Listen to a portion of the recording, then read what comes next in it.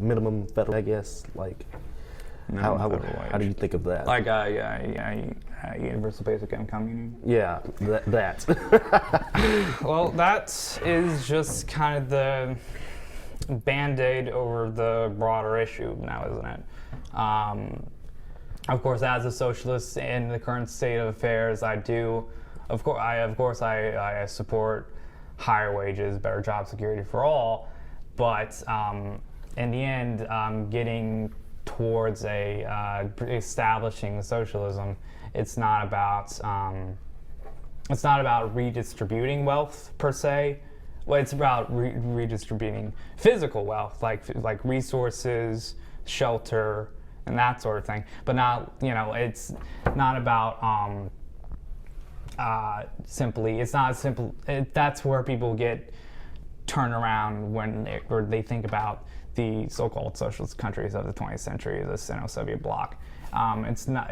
There's no qualitative difference. There was no qualitative difference between self-proclaimed capitalist countries of that time and self-proclaimed socialist countries at that time, simply because the only difference was that in capitalist countries, of course, capital was divided among a whole class of capitalists, and it was all wielded to their discretion on the open market, and there were checks and balances within their ranks, of course, to this day, with the banks, the International Monetary Fund, so on and so forth. And while in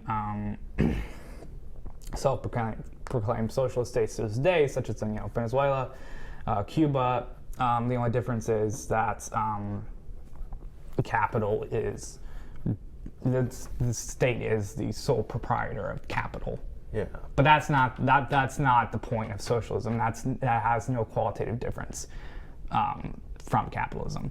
The point is to move away from the most fundamental paradigms of capitalist society, that being the production of commodities and money. And what I mean by commodities is that production of objects not for their direct consumption and use, but for sale and for profit, right? Yeah. So so to put socialism in a sentence as best as a Marxist as myself could, it would be to say of a transition from the production of commodities for indirect use for profit and for sale towards